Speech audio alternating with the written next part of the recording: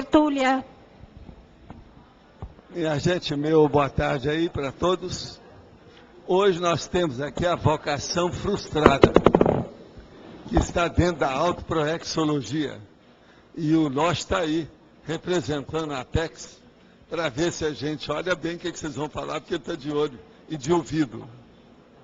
Agora, a vocação frustrada é a disposição natural e espontânea, orientando a pessoa no sentido de exercer determinada atividade, função ou profissão, e mantendo-a a contragosto na direção errada, de modo insatisfeito em relação à própria vontade, à intencionalidade e à autocoerência. Agora, a perda do valor fundamental da inclinação pessoal, as aspirações frustradas, o papel assumido pela pessoa na sociedade ainda patológica, a vivência mecanizada na ROBEX, a robotização existencial, a incompetência crônica, a postura da consciência de realizar o desejado, a vocação como valor fundamental do homem e da mulher, o projeto aberto da consciência, a autodesorganização, as pessoas fora do lugar, a legião dos insatisfeitos, o exército dos desiludidos, as capacidades deslocadas, os perfis incompatíveis com os trabalhos desenvolvidos, as profissões constrangedoras. Agora, aqui eu digo, a decisão inteligente de se fazer o construtivo mais almejado. E a pessoa errada, no lugar errado, na função errada e no momento errado. E a pessoa certa, no lugar certo, na função certa e no momento certo. Isso, então, é uma diferença enorme.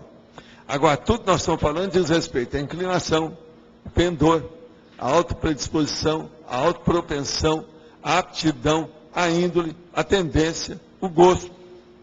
Tudo está aí dentro desse processo. Agora, partindo do fato de toda proex se ajustar exatamente ao perfil da consciência, a vocação frustrada, obviamente, conduz, sem dúvida, às condições piores da melim e do incomplexo.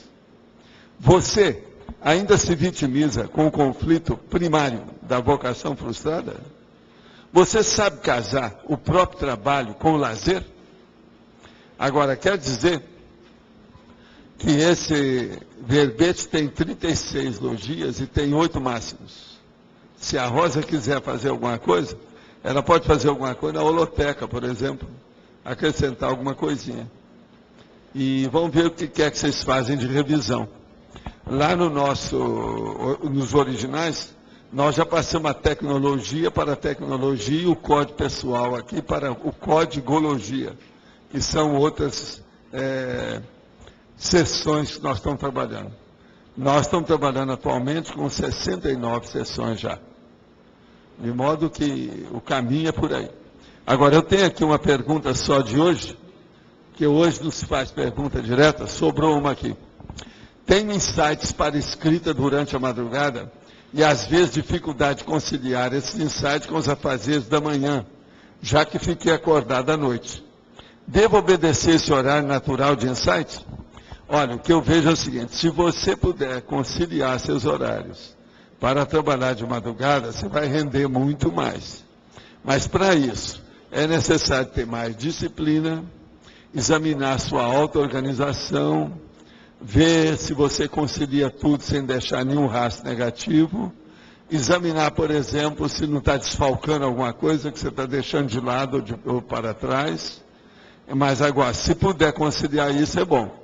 Agora, o problema é o seguinte, dependendo da idade, a pessoa não pode deixar de cumprir as suas 8 horas de sono.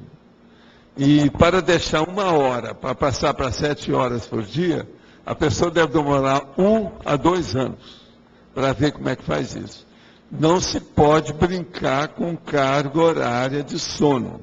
É necessário ver o relógio biológico da pessoa e o ciclo circadiano. Isso é importantíssimo. Eu estou falando com uma certa veemência, que eu não quero ter minha responsabilidade, consciência pesada, se uma pessoa amanhã se embirutar com essas coisas. Deixar de dormir é um problemão para a maioria das pessoas.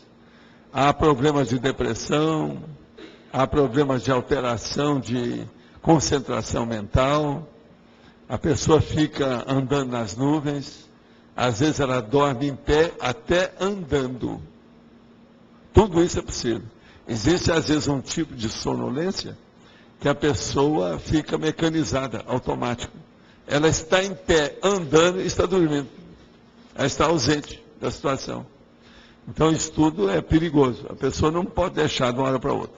Quanto mais jovem a pessoa, mais ela precisa do sono. Uma criança, por exemplo, recém-nascida, geralmente ela dorme, aí no mínimo, de 22 horas. Um gato normal, desse de casa da gente, ele dorme por dia 16 horas. De modo que por aí vocês veem. A média das pessoas é dormir no mínimo 8 horas para ficar mais ou menos bem. Agora, se a pessoa começou a cortar o sono para ficar mais vígil, com o passar do tempo, quando ela chegar na terceira idade, ela não precisa disso. E essa pessoa eu recomendo ver o verbete, turno mental somático, que eu estou me mostrando lá na condição de cobaia, dentro da terceira idade. Depois dos 65 anos, a pessoa pode fazer aquilo. Eu acho que com isso a gente atende ao pedido com mais calma e detalhes, não é isso? Agora, quanto a vocês, eu acho que a vocação frustrada ainda não atingiu vocês. Se atingiu, foi noutra vida passada. Vocês acham que já superaram tudo isso. Mas é necessário que vocês saibam para poder fazer a TARES, a tarefa do esclarecimento. Se uma pessoa não sabe como é que é isso, como é que vai ser? De modo que todos aqueles que já dominaram certas doenças, precisam de voltar às doenças, entender como é que é, se atualizar para poder ajudar aqueles que estão doentes com aquelas doenças. Se vocês não estão mais doentes, isso não quer dizer que você precisa de ficar livre do conceito, do conhecimento, da cognição. Isso é importante para ajudar os outros. De modo que eu confio em vocês. Se alguém quiser atender aqui ao micrófono, ele está aí à vontade de vocês.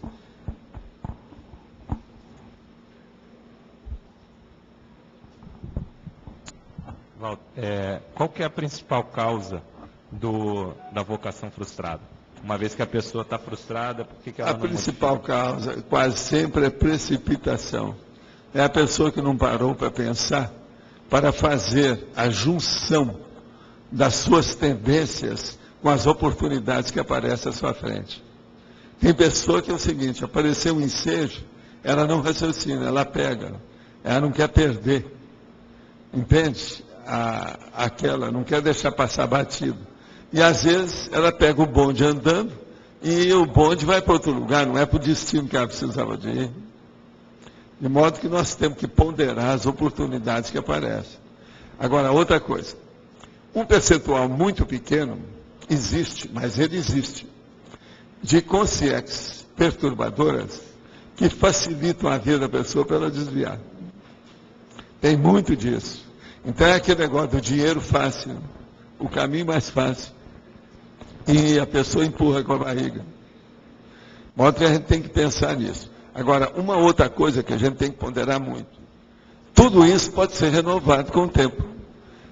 No Instituto eu sempre falava, desde lá do Centro da Consciência Contínua, eu falo assim, quem está há 12 anos fazendo um trabalho que não gosta, por que é que não vai passar 3 meses passando fome e percalços difíceis, vicissitude debaixo da ponte, que depois ela melhora para o resto da vida? Vale a pena passar uma crise de crescimento de algum tempo, para ela sair desse buraco.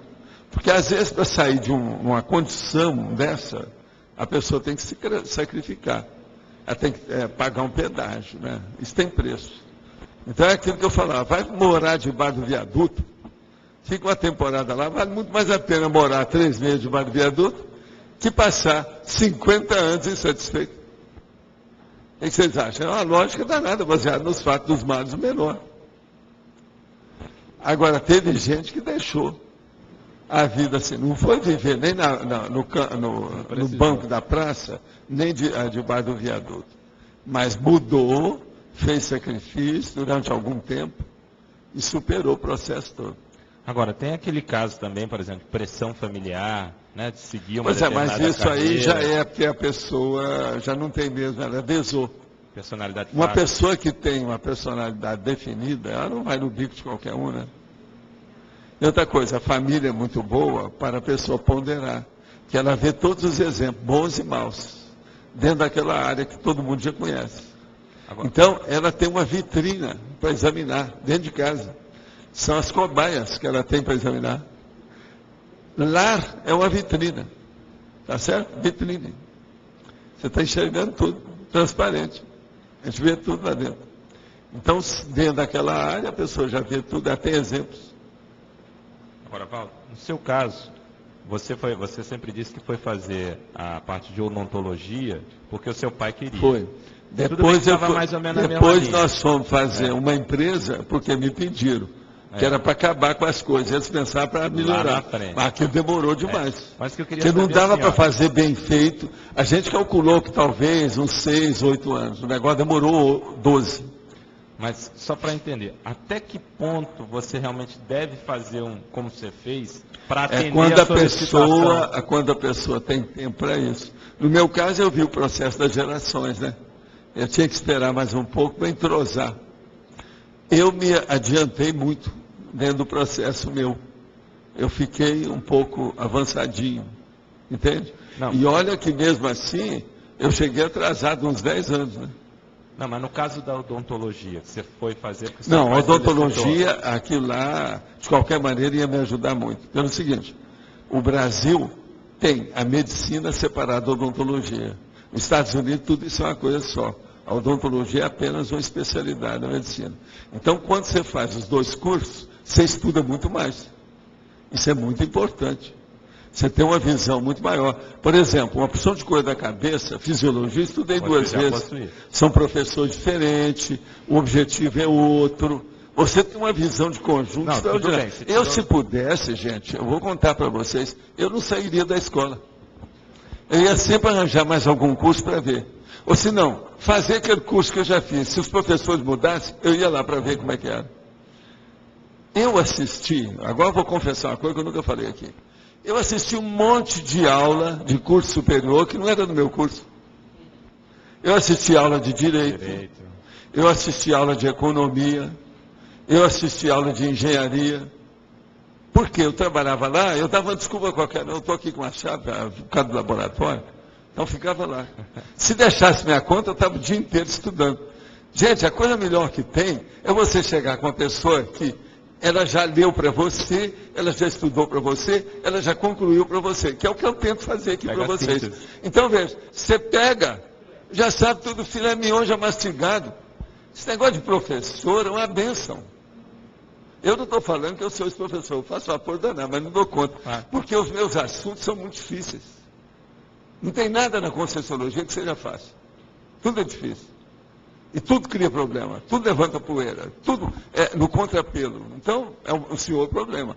Mas agora veja, professor é um cara abençoado, a professora é uma deusa, a meu ver. Sempre considerei isso. As minhas conversas, nos 14 anos que eu tive internado lá, vivendo lá dentro, nos 18 anos que eu trabalhei em curso superior, eu conversava todo dia com um monte de professores, por causa do próprio trabalho. E aquilo eu tirava minhas casquinhas de tudo. Tudo que eu estudava, eu perguntava para eles. Todo mundo já sabia. Por isso que eu fiz muitos amigos, igual o doutor Medina Célio, por exemplo, Sim. gostava de conversar comigo. Entendeu? Uma opção deles. Com o tempo. Tinha um outro médico também que gostava muito de conversar comigo. Vamos dizer, os vieses diferentes que eu mostrava de mim, do meu tipo de leitura que ele nunca tinha lido. Então, eu não tinha lido aquele livro de leitura dele, ele não tinha lido o meu, a gente casava. Isso aí é uma beleza. É sinergia, né? Fazia sinergia. Agora, mesmo depois, quando eu deixei, mesmo fazendo assistência, os meus amigos todos que a gente conversava, a maioria era de nível superior. Mas, Ou gente que estudava muito, que lia muito. agora, Igual, por exemplo, o Aldo Gasparetto, que foi o marido da Zíbia. o pai do... O doutor Vale, lá de São Paulo, que era um médico. Um monte desse. O outro de Belo Horizonte, que era bioquímico, que era uma cabeça. Ó, eu estou falando, eu acho que um deles está aqui, que eu estou sentindo a energia dele. É o meu amigo lá de Belo Horizonte. Esse povo todo já dessomou, porque tudo é mais velho que eu. Agora, bom, você falou que o próprio curso de odontologia trouxe esses benefícios que você pôde estudar mais. Mas esse não foi o fator principal. Que você sempre colocou que foi o seu pai, a solicitação do seu pai. Foi. A minha pergunta é, até que ponto, num contexto desse, não, mas eu se deve ceder ou não? Meu pai era doente. É. Eu era o mais velho lá. Eu estava na condição de primogênito. A responsabilidade era minha. Como ele me pediu, eu segui. A mesma coisa. Minha mãe me pediu porque viu o cunhado. Olha a maçonaria, que é uma coisa boa. Porque lá eles atendiam as viúvas, atendiam todo mundo. Então, a pessoa fica mais ou menos encaminhada. Então, eu falei assim, não, eu vou entrar na maçonaria. Agora, só entrei, ano passando, né? Eu fiquei 6 meses lá e saí. Eles me deram o kit place. Mas então, até que ponto a gente deve atender uma solicitação, uma pessoa deve atender uma solicitação dessa? Qual é o critério? Ela tem que ponderar dentro daquele momento evolutivo e o contexto da vida dela e da ProEx. Mas não é uma coisa de jogar fora, não. Isso é uma coisa para ponderar, tem que pensar. Eu, por exemplo, na maçonaria, eu fiz muitos amigos na hora que entrei lá. Meu ciclo de amizade cresceu demais. Isso foi positivo, eu não esperava isso. Outra coisa, odontologia para mim foi doce de coco, porque eu conhecia tudo por causa do meu pai. Mas você já entrou na medicina também outra lá coisa, em cima, né? Quando eu entrei lá, eu já era o radiologista da Policlínica Odontológica durante alguns anos. Sabia tudo. Você está entendendo? Agora, você veja, eu estava lá como... Cheguei a atender gente, que o negócio dava uma crise, todo mundo já tinha ido embora, eu morava lá, eu mesmo atendia. Eu era acadêmico ainda, até fora, ainda no curso científico eu fiz isso. Nem tinha entrado na faculdade. Agora, isso tudo me ajudou muito. Está entendendo? Agora, Valdo, uma outra questão. No item, na página 27, enumerologia. Você fala aqui de vários projetos, né? Você poderia falar um pouquinho desses aí, só para dar uma aprofundada nisso? O problema todo é o seguinte, o projeto homem. O projeto homem é aquilo da pessoa em si. Qual a ProEx pessoal dela? Afinal de contas, o que você veio fazer nessa vida? A resposta das perguntas clássicas da filosofia. O projeto humanidade. O que é que você faz dentro do max mecanismo da humanidade? Você é uma mini peça lá dentro. Qual é a Tares? Qual é o seu serviço? Qual a sua função? O que você exerce? Projeto vida. Que tipo de vida que você escolheu? Vai ser uma vida avançada, aberta, ou uma vida fechada? De que modo que é? Agora, o projeto AutoProEx. Como é que é a sua ProEx mesmo? Você vai fazer uma coisa pequena ou uma coisa grande? Você vai ser o melhor ali dentro ou vai ser um medíocre? Agora, o projeto é interassistencialidade. Qual o tipo de assistência que você vai ter? Você já está bem consciente a diferença entre TACOM e TARES? Como é que fica isso? Agora, depois, o projeto autoparapsiquismo. Você sabe juntar isso tudo que a gente acabou de falar com o parapsiquismo? Assistencialidade com o parapsiquismo? Aí vem o problema da TENEPS e tal. Agora, o projeto autoevolução. Como é que é? Você chegou nessa vida para sair dela do jeito que você entrou? Ou você vai sair com um nível de evolução óbvio? Que o evoluciólogo vai ver que você melhorou. Essa vida, então, ela vai ser produtiva ou vai ser mais uma repetição das suas tolices anteriores? Então, esse projeto aí é muito sério. Você está vendo? E outra coisa, não fica pensando que tem alguma coisa igual, todos são diferentes, tá certo? E outra coisa, está obedecendo uma orientação ascendente violenta. Você vê que só isso aí, ó, já é o resumo de tudo. Está compacto, mas... Esse verbete está muito compactado. Observa bem que você vai ver isso. Na página 27, professor, na filiologia, lá embaixo, eu queria entender a relação da cosmopensenofilia com essa questão da vocação frustrada. Onde é que você está lendo isso? Filiologia. A filiologia, está certo. Filiologia. A filiologia. Você quer saber? A cosmopensenofilia. Porque o a cosmopensenofilia. A cosmopensene tem a ver com consciência livre e com consciências. Não, mas não é só isso. Qual que é a outra ideia? Não é só isso, não. A hora que você tem a cosmovisão, você já está, teoricamente, caminhando para entender o processo da cosmoconscienciologia. Isso aí muda tudo. É o seu pensene que mudou. Então, o que você estuda, por exemplo, você está caminhando é para melhorar a sua autopensenidade. Antes de tudo, tudo que a pessoa faz é isso. Mas nesse caso especial, é para ter uma visão panorâmica das coisas. Então, a cosvisão, não tem jeito. Uma outra coisa. Você já notou que depois que você começou a estudar, principalmente depois que você veio aqui para Foz, que você ficou colocando a cosvisão em tudo que você faz? Mesmo sem querer? Isso é filia. É isso aí que a gente precisava. Agora, o que a gente começa a falar mais com a turma é ter a consciência-filia. Porque com a consciência-filia a pessoa vai ter mais lucidez, que é a autoconsciência-filia. Que aí começa tudo. Agora, você já está no outro nível, que é da cosvisão. Muda tudo. Agora, o processo é ver aquele quadro sinótico nosso lá, ó. A cosmoconscienciologia está no fim de tudo. Tá. Olha lá. Então, aqui, o que eu quis significar é isso. Agora, veja. Você olhou que esse aqui também tem os 7 itens, brabo da filia. Quando eu marco filia em itálica, é porque tem 7 itens, ele está completo.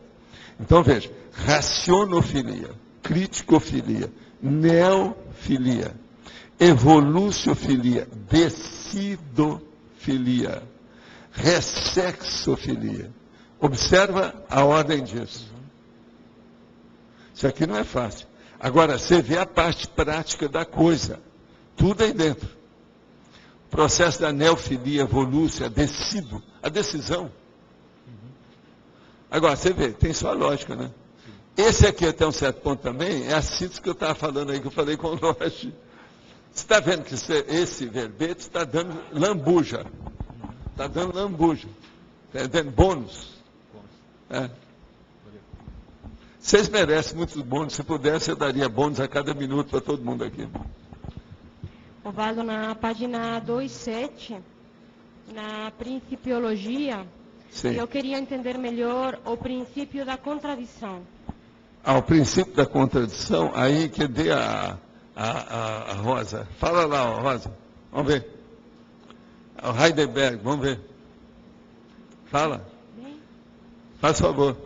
Nós temos que falar com os técnicos, que ela é superior a mim nessas coisas. Ela sabe tudo. Hoje nós brigamos tanto que agora eu tenho que falar alguma coisa, né? Ajudar, né? Cadê o Mário? O Mário que viu. E o Mário está aí, ó. Não posso estar falando, é que ele viu tudo. E tem a ver, né? Porque antagonismo, né? Tem. Perfeito.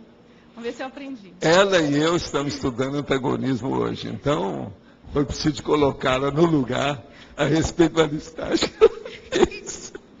E o Mário estava lá e escutou tudo. Mas fala para nós, como é que é? Assim, ó, do ponto de vista da matemática, eu não posso falar. Lógico. É quando você tem uma hipótese, que você vai trabalhando com sua argumentação e chega numa contradição. Aí você tem o princípio da contradição. Aí você vê que aquela tua hipótese é falsa. Tudo bem. É o princípio da contradição, como eu entendo. Você tem uma hipótese... Se aumentar isso aí, aumenta aí. Você tem uma hipótese, uma premissa, e aí você vai trabalhando, você quer provar alguma tese. Aí você vai trabalhando com a tua argumentação. Se você chega numa contradição, é porque aquela premissa tua estava falsa. Entendeu? É o princípio da contradição. Existe uma prova por contradição. O que você quer provar, você nega. E aí você vai trabalhando em cima daquilo, aí chega numa contradição. Agora, essa negação é o princípio da descrença. É. É o princípio da descrença. Essa é a chamada prova por contradição. É.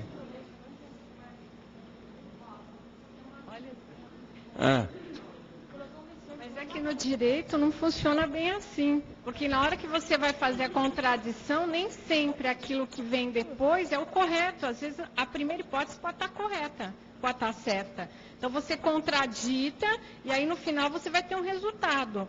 Mas nem sempre o resultado significa que a hipótese inicial estava incorreta. Agora, o processo é falsear toda a hipótese. O processo é esse, aí né? Karl Popper. Eu tenho que defender o Popper aqui. Então o resultado não interessa. Heidelberg, Popper. O resultado não interessa. O que interessa é a refutação. É isso que o senhor quer colocar. O que interessa é a conclusão para se chegar a um consenso. É uma conclusão temporária e o consenso também fugaz. O resumo é assim, se você tem uma argumentação que tem... Mas o caso que ela falou está correto, sim. Porque a hora que você vê que aquilo está errado, acabou. Você passa para outra, aquela hipótese já morreu na hora. É porque às vezes você pode errar no meio do caminho também. No meio do caminho. A gente pode errar a qualquer hora, em qualquer lugar. Quando entrou em contradição, algum erro aconteceu. Normalmente, a gente na matemática começa... Só no erro o Arlindo, né, Arlindo? Aí não erra. Ele não erra.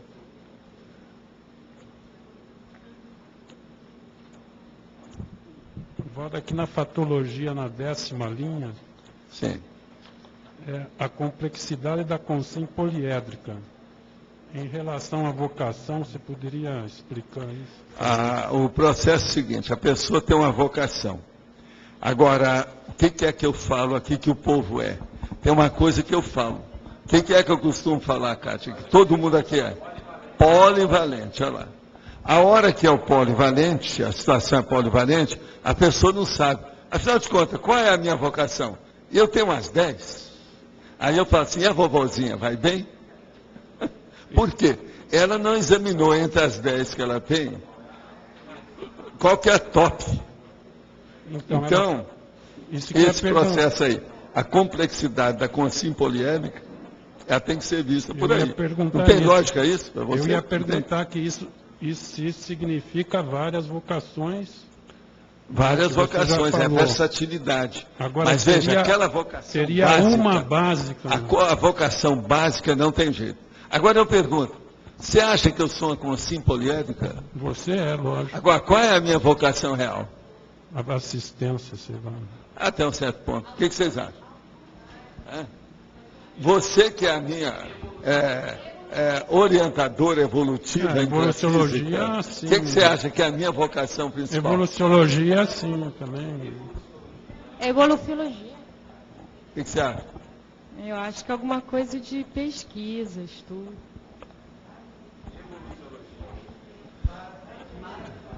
Eu sou um cara curioso. Tem várias coisas. Eu sou um cara curioso. Isso é que tem me ajudado mais na minha vida. Talvez a curiosidade seja a maior vocação que eu tenho. Vocês já notaram que eu me interesso tudo que vocês falam, às vezes? E outra coisa, a pessoa vem trazer uma coisa, eu vejo outra naquilo que ela trouxe. Dá uma frustração danada de vez em quando para mostrar que a pessoa fica com a cara de tacho. Mas está me interessando mais isso aqui. Agora veja, isso é o processo, isso aí é um problema de vocação. Vocês já notaram que às vezes a gente encontra pessoas que não têm muita curiosidade? Quer dizer, essas já foram o gato há muito tempo. Valdo. Que o gato, a curiosidade matou o gato. Ele é curioso para tudo. Eu acho bacana o gato, por causa do processo da curiosidade dele. Toda novidade ele quer saber. Eu, de vez em quando, arranjo as novidades só para chatear a gatinha lá comigo. Entende? Para ver como é que... Ela tem que melhorar, né? O mental soma, como é que é? Então, você tem várias. Por exemplo, parapedagogia, assistenciologia, evoluciologia. Se você for olhar, sempre está. Uma das tendências minhas maiores, a minha mãe é que me classificou em primeiro lugar. Esse meu filho é muito curioso. Ele até às vezes é tímido, ele não fala, mas está de olho e está olhando. Na hora que tem oportunidade, ele vem com aquela conversa. E eu enchia de perguntas, todo mundo já estava saturado dos processos. Então, eu acho que é por aí, eu não deixei isso. Agora, veja, até um certo ponto, minha mãe também era assim. Ela era muito curiosa. Para mim é difícil identificar qual é o básico, porque tem uma que é básica. Pois é, mas a curiosidade, você tem que olhar aqui. Ó. Eu gosto muito de ver a vocação, isso é aquele meu estudo de superdotação. Você vai estudar superdotação, você olha qual é a tendência da pessoa dentro daquilo que ela apresenta como uma coisa bem avançada. Mas para isso, tem que ver qual é o viés, qual é a variável, mas o nome não é esse. Qual é a capacidade, qual é o talento, qual é o dom Qual é a propriedade? Qual é o atributo real dela?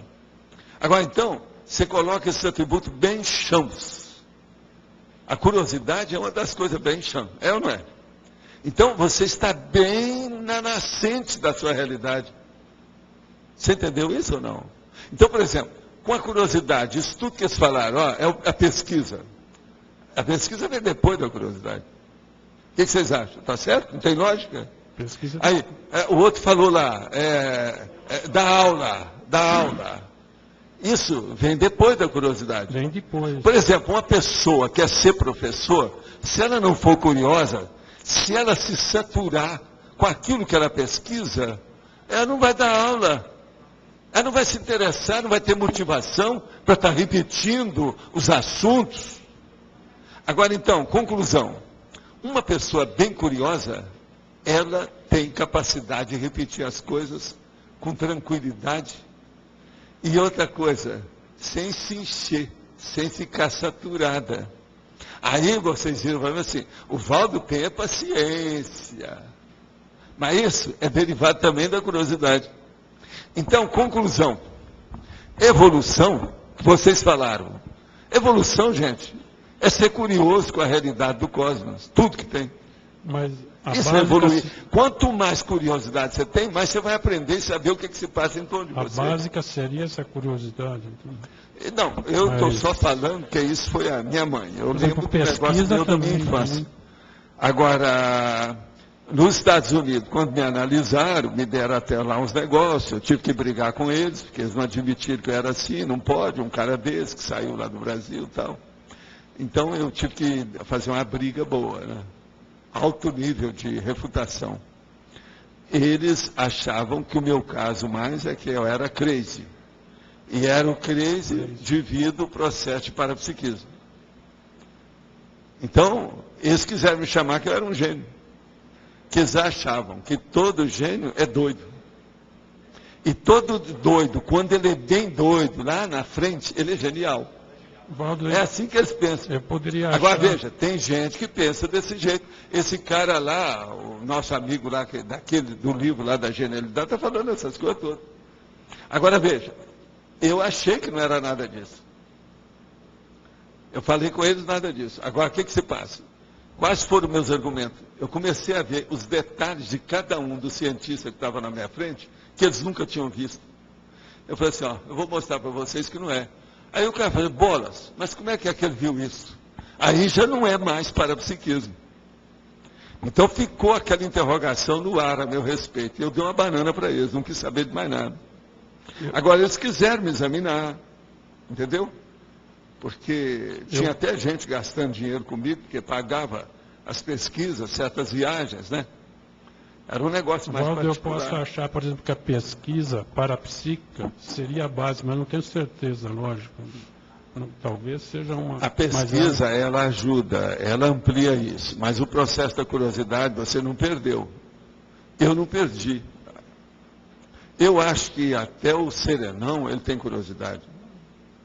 Curiosidade que eu estou falando aqui, gente, é sadia. Sadia positiva. Não é essa curiosidade para você saber a vida íntima da pessoa, para fazer uma infâmia contra ela, uma calúnia, não é isso. É a curiosidade sadia de compreender o negócio. Agora, por exemplo, esse nosso amigo lá em Maryland, um deles eu virei para ele e falei assim, ó, por exemplo, vocês estão falando de mim, vocês não estudam a consciência. Você, por exemplo, você tem um rictus. E comecei a explicar para ele o que era. Ele não tinha percebido aquilo. Ele tinha um rictus que mexia no rosto e na mão dele. Entendeu? Agora, a hora que eu falei, eu virei para os amigos dele, inclusive tinha uma mulher. O que vocês acham? Vocês já notaram que ele tem isso? Aí um deles falou assim, não, eu já tinha percebido. Como que se manifesta isso? Ué, o modo dele. Na hora que ele ficava um pouco pressionado pelas coisas, ele mexia no rosto e mexia na mão. Eu notava direitinho. Agora, eu virei para ele e ainda fiz o diagnóstico. Falei assim, ó, você não é o caso do Hitler. Porque o Hitler tinha um troço desse. Tinha uma mão, todo mundo via que ele tinha. Aquilo era um processo psicótico. A causa emocional. E neurológico, com base neurológica. Falei assim, ó, seu caso não é, seu caso é suave. Agora, assim eu peguei 5 que estavam lá e fui falando tudo que eu tinha visto. que eu já estava convivendo com eles há algum tempo, perto de mim, eu coloco a minha lupa, vejo tudo. O que é que tem? Então, veja, estudo, lá no fim eu olhei, parece que a minha mãe tinha razão mesmo. Meu negócio é curiosidade. Como é que eu vi que esses caras não viram? Coisas deles. Entendeu? Mas a causa seria a pessoa instável, sei lá. Não, a causa disso é a pessoa. Não, no caso, você está falando do rictus lá? Do cara? Isso aí é insegurança. Agora, o que se passa? Com o passar do tempo, essa insegurança, ela estratifica, ela fica firme. Isso aqui, na psicologia lá da turma aí, o nome é cacuete que eles gostam. Mas o termo técnico mesmo de alto nível é rictus. É o rictus. Rictus divide caras e bocas, o processo que acontece no rosto. Todo mundo, se você for chegar a rigor, tem alguma manifestação pequena de cacuete. Isso faz parte da própria manifestação. É o protagonismo da pessoa, é o desempenho dela, entende? Mas, por exemplo, no caso do homem, era uma coisa... Era bem acentuado. Uma coisa é você ter aí um rictus e outra é ser. Toda hora você está assim. Que assim vai fazer aquele caso do nosso amigo lá, que fala assim, ó, uma pessoa está normal, para ela ficar doida é muito fácil. Só começar. Ele ficou doido. Ele está certo. Então veja, rictus é uma coisa, loucura é outra. Mas agora, o rictus, ele mostra uma determinada tendência com o ato da pessoa. Entendeu? O jeito que ela foi criada, o modo de ser. Agora, eu quis dizer isso tudo para julgar tudo na cara daqueles camaradas. Porque tinha muita gente que era da NASA, pesquisador, gente de química, de física, quintidinho engenheiro, tinha gente de todo tipo. Mas agora esses lá eram gente mais chegada comigo. E outra coisa, gente para tomar uísque junto, aquele negócio, sabe como é que é? Cantar de vez em quando, aquele negócio tal, tipo americano. Então, eu quis mostrar que assim, ó, eu estou examinando vocês muito mais do que vocês estão pensando. Eu falei para eles, todos vocês para mim é guinea pig. Todo mundo. Guinea pig.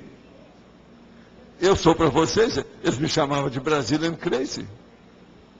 Vocês também são para mim, o que há? Keep up. Em inglês chama keep up. Manter even. Nivelado. Agora, só mais a última coisa aqui. O binômio, esse primeiro aqui da página 27. Binômio. Indutivo. Indutivo. Peso das evidências, julgamento das probabilidades. Isso tem lógica. Aí, ó, está dentro da área lá da rosa de novo aqui. Eu sei, mas dá para entender assim, mas dá para estender. O peso das evidências e o julgamento das probabilidades. O que é que faz? A probabilidade, no caso, aí já é a decorrência, entra a repercussão, entra a consequência, entra os efeitos. Tem algum efeito maior, um efeito halo, um efeito cascata? A aplicação disso aí. As evidências estão aí que não tem jeito, não dá mais. Já tem coisas, evidências pacíficas. Não dá mais para discutir. Todo mundo já admite. É consenso. As evidências podem... Então, qual é? Vamos fazer o juízo crítico das probabilidades disso. Evidências... Que aplicação que você vai ter disso? A vida tudo é assim. Várias evidências. Você pega as que têm mais frequência... Não, você vai uma por uma, para julgar. Vai uma por uma e julga. Uma por uma. Qual que é a melhor, qual que é a mais séria, qual é a de consenso, aquilo que já se admite. Entende como é que é? Tem que ver a parte pacífica do assunto, para você tirar partido disso. Tem lógica? Correto. Então, obrigado. Tu mandas. Dom Sérgio. Boa tarde a todos. Boa tarde. Professor, aqui no Principiologia, eu gostaria que o senhor falasse um pouco mais sobre o princípio da prioridade compulsória. O princípio da prioridade compulsória é o seguinte, por exemplo, você na vida não pode fechar a boca e tapar seu nariz. Isso é uma prioridade compulsória. Se você tapar, você morre. E você tem que defender a sua vida. Então, uma das primeiras coisas que nós temos nessa vida é defender a nossa sobrevivência. A gente precisa sobreviver. Então, é o processo da sobrevivência do mais apto, não é? Do mais predisposto. É a evolução do Darwin. Agora, isso começa por aí. Por esse aí, você tira um monte deles. É muita coisa que tem na vida. Hein? Pois é, não tem que andar? Você sabe a história aí que conta lá do meu sobrinho? Ele estava uma chuva danada lá fora. E estava o horário dele. Os horários dele tudo marcado. Que tinha que ir para fazer cirurgia, aquelas coisas todas. E ele tinha que ir para o hospital, plantão. Os médicos sabem como é que é isso. Mas ele não podia deixar, que aquele era o horário dele, ele andar. Aí ele aparece lá na sala, né? E de bermuda, tudo para andar. Aí parece que foi o Java, né? O Java estava aí agora. O Java perguntou para ele, vem cá, você vai sair dessa chuva? Não tem que andar? Saiu. Isso é a prioridade compulsória. Está entendendo? É saber no dia a dia o que é que tem. Agora, veja, não deixar, por causa de uma coisa simples, você embanana todos os seus horários, tudo aquilo que você tem marcado, todo o seu calendário vai embora. Então, essa organização tem que ser um pouco rígida. Não se pode brincar com essas coisas, porque senão a pessoa bagunça o próprio horário dela. Horário, compromissos, trabalho, tarefas, desenvolvimento, serviço. Eu estive pensando, quando eu vi compulsória aqui, que seria mais no sentido de você não sair da sua ProEx, do seu caminho. Pois é, mas é o caso dele. Eu não tenho que andar? O meu horário não é esse? Eu não tenho outro? Interessa se está chovendo, se até é bom, vamos lá. O cara é violento. Se a gente pega um exemplo de um caso, a pessoa trabalha no banco 5 anos, não gosta de trabalhar no banco. Ela permanece pelo dinheiro e por outras coisas mais, né? Sim. Ela vai cair nesse princípio? Ela está errada. Não, ela está errada há muito tempo. Isso aí não tem nenhuma prioridade, não. Ela é boboca, né? Minha terra o nome é outro, né? Mas a gente fala que é boboca. E a pressão que ela vai ter, uma que é isso? Uma Melex? Uma pessoa que se deixa levar por dinheiro nessa vida, mesmo bilionário, me perdoa, está errado. Eu conheço a opção de gente que era muito bom como engenheiro no início. Daí a pouco, com a engenharia dele, ele começou a entrar em dinheiro. Daí a pouco, ele transferiu. Ele cortou a engenharia, ficou só com a economia. Só queria aumentar a fortuna. Por quê? Começou a aparecer nas linhas sociais, no círculo dele, na frente. Então aquilo subiu. É o álcool do cifrão, que às vezes embebeda mais do que o uísque. Coisa sobe na cabeça. O cara fica grogue. Mas quando você tem uma ProEx estabelecida, você não tem os mecanismos de defesa para isso? Você já não vem Tem o processo de você ponderar o que você precisa e o que você não precisa. Essa ponderação vai dar a você o prioritário. Sempre. Mas agora, é preciso fazer aquilo que eu falo, né? Recolhimento íntimo, reflexão, para fazer as escolhas inteligentes, corretas. Se a pessoa não tem isso, acidente de percurso é... Acidente de percurso é outra coisa. Ela pode ficar até incensada indiretamente pelos assediadores, para ficar lá. É o caso do cara com a engenharia. Deixou a engenharia, tudo que ele estava fazendo de bom com as coisas todas, ficou doido com o dinheiro. Aí só via o dinheiro, já não via mais o trabalho dele, já não queria fazer mais cálculo para a construção. Mudou tudo. Eu vi mais de uma pessoa assim na minha vida. Agora teve um que dá a pena. Entende? E outra coisa, o cara ficou rico. Teve um desses que uma vez queria me dar uma casa. Eu recusei. Porque eu tratei da família dele. Eu vi quando ele era pobre, depois vi quando ele ficou mais rico. Entendeu como é que é? E o negócio aí, ele arranjou um status de cifrão, quer dizer, com nome financeiro violento. Aquilo é um problema. Eu estou vendo que tem um no Brasil que eu não conheço. É aquele Ike. Ele é um dos mais ricos, é o terceiro mais rico do Brasil. Ele está na ponta agora, todo mundo está falando dele. Então, ele já está dando entrevista agora, já não é mais o trabalho dele. É pelo dinheiro dele. Quer dizer, já virou o Ronaldinho. Sim. Como é que fica o para-direito de quem não não segue o caminho da ProEx, ele volta para a sala de intermissivo ou ele fica na fila do vestibular de novo? É bom perguntar para ele, né? Porque esses caras são complexos, né? Nesse nível, como é que fica? É difícil. Agora, ó, o processo mais sério... Desculpa, gente. Como é que fica a questão do para-direito de quem não cumpre a ProEx? Se ele volta para o intermissivo, ele tem uma chance, a repescagem, ou se ele vai para o vestibular de novo? Eu estou falando, saber disso só perguntando, né? É duro, porque é um assunto complexo. Não tem uma linha de conduta, Valdo? Não tem um tratamento? Cosmoético. O cara saiu da cosmoética e está no buraco, né? O nome é anticosmoético. Anticosmoético quer dizer parente da baratosfera. Então como é que fica? Bem próximo, next door. Entende? É pertinho. Está assim com os homens lá, ó. Na baratosfera. Então é perigoso.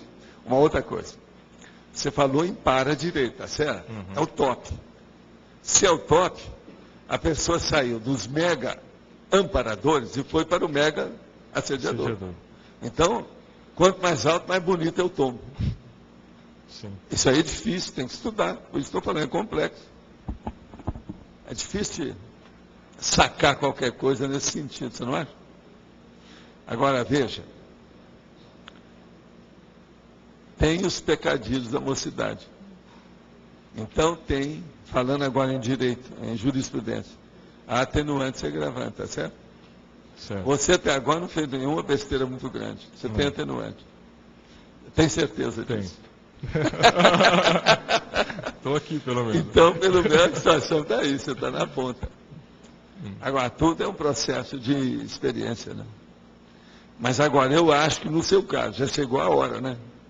De arregaçar as mangas. Tanto que eu estou vendo que você está com a manga curta.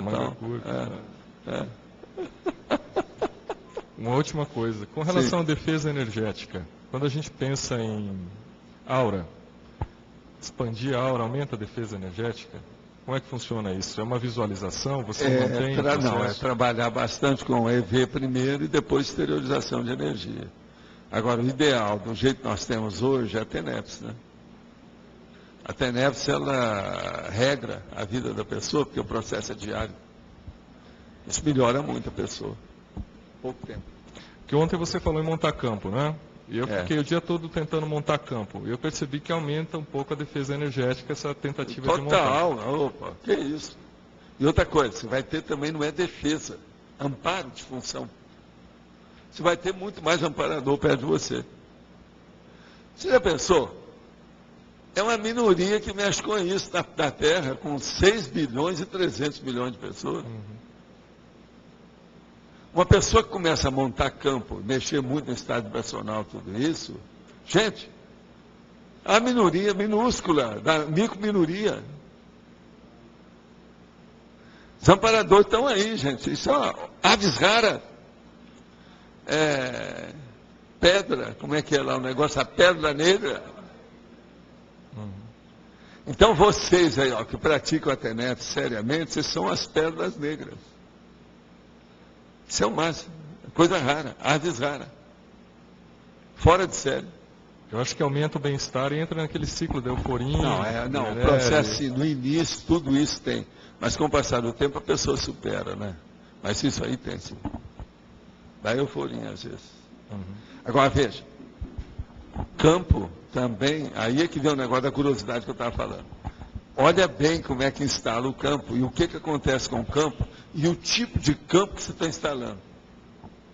Se você começar a funcionar, por exemplo, é como se você fizesse uma sessão de parapsiquismo isolada, entendeu? Igual um evento que você está fazendo. Aqui você está fazendo assistência, um monte de gente.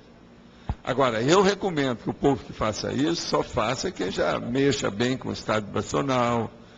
O ideal seria que praticasse a TENEPS, que já conheça bem o que é o acoplamentário, com tudo que existe.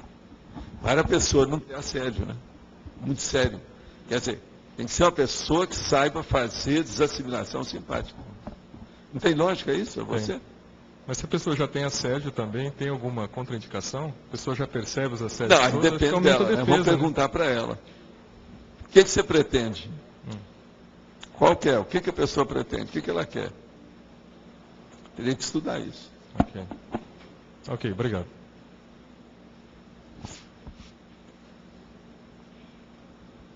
Oi, tudo bem, Tsu?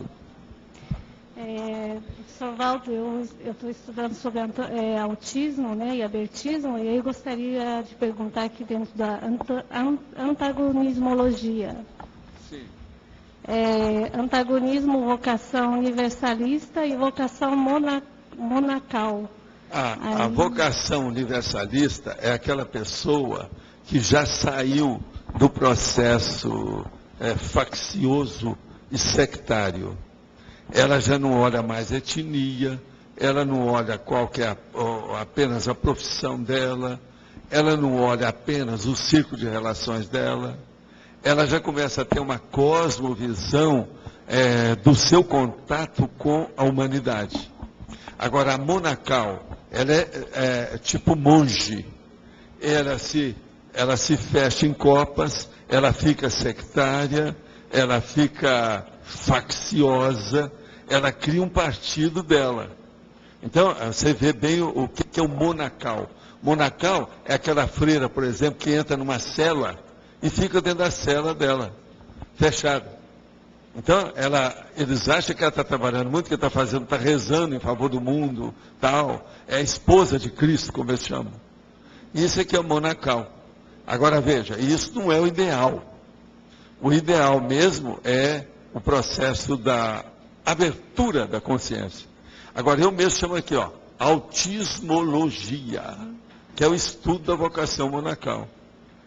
Uma pessoa, então, eu mesmo ia falando isso aqui. Quando eu vejo que uma pessoa é muito fechada, ela não usa muito o laringe chakra, isso é uma doença. Por quê?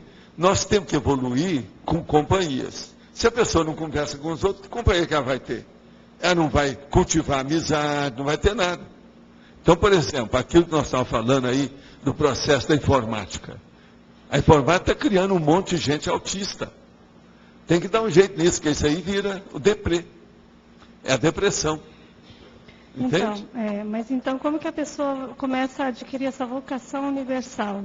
Se ela já tem essa tendência para adquire na hora que ela começa a querer ajudar os outros, sem esperar muita retribuição. Ela não espera retorno. Ela ajuda sabendo que aquilo que faz parte da evolução, aquilo vai ajudar e ajudar todo mundo. Então ela se dedica ao processo da ajuda. É uma ajuda sem interesse secundário. Então não é assistencialismo, é aquilo que nós chamamos assistencialidade. Então é a tarefa do esclarecimento. Não é só consolar para fazer bonito. É o esclarecimento em silêncio. E o exemplo que a pessoa dá. Por exemplo, uma pessoa que vira eremita, entendeu? Que se fecha em copas, vai para uma caverna, ele não está dando exemplo para ninguém, ele se fechou. Ali, se não tiver cuidado, vai ter só assediador em cima dele. Dentro da caverna. Agora, muita gente se isola para poder fazer o recolhimento íntimo, isso é outra coisa. Mas ele não vai viver lá.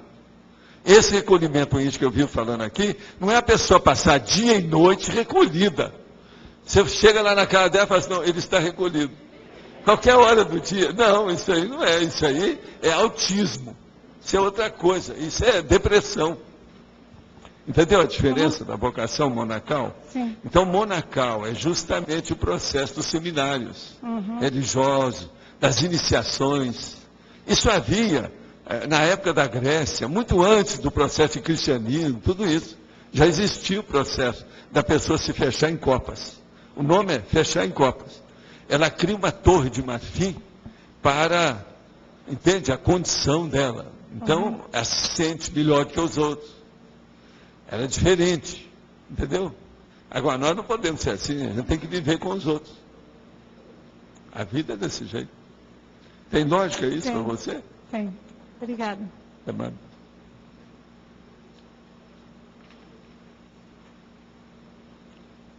Professora, página 27, a Principiologia, a segunda linha.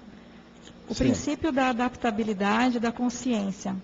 Sim. Devido a essa questão de ser muito adaptável, o risco de desvio é maior. Como é que fica Não, isso? não é bem assim. A adaptabilidade, o princípio, é porque a pessoa não conhece o princípio. Você tem que se adaptar seguindo aqueles princípios cosmoéticos. Por exemplo, dos males o menor. A adaptação tem que começar por aí. Uma outra coisa, você tem que se adaptar aos processos que sejam cosmoéticos, e não anticosmoéticos. Senão, em vez de você estar ajudando os outros, você está se acumpliciando com a interprisão grupo kármico. Então, uma adaptação na máfia, não é essa que eu estou falando. Você está entendendo? Uma adaptação à máfia. Você vira mafiosa, isso não interessa. O processo não é por aí. Então, por exemplo, uma adaptação aqui que nós fazemos aqui. Você começou a trabalhar numa IC, você se adaptou. É o processo da sua consciência vinculada, é o vínculo consciencial. Aí já mudou de figura. Há uma adaptação daquele trabalho.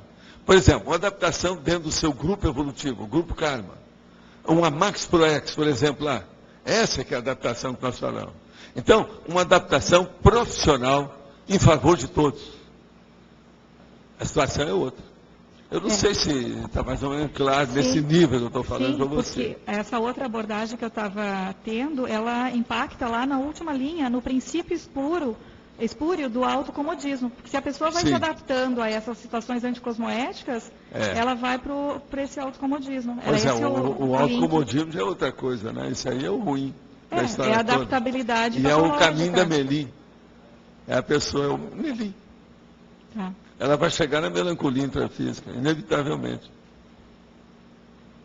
Tá certo.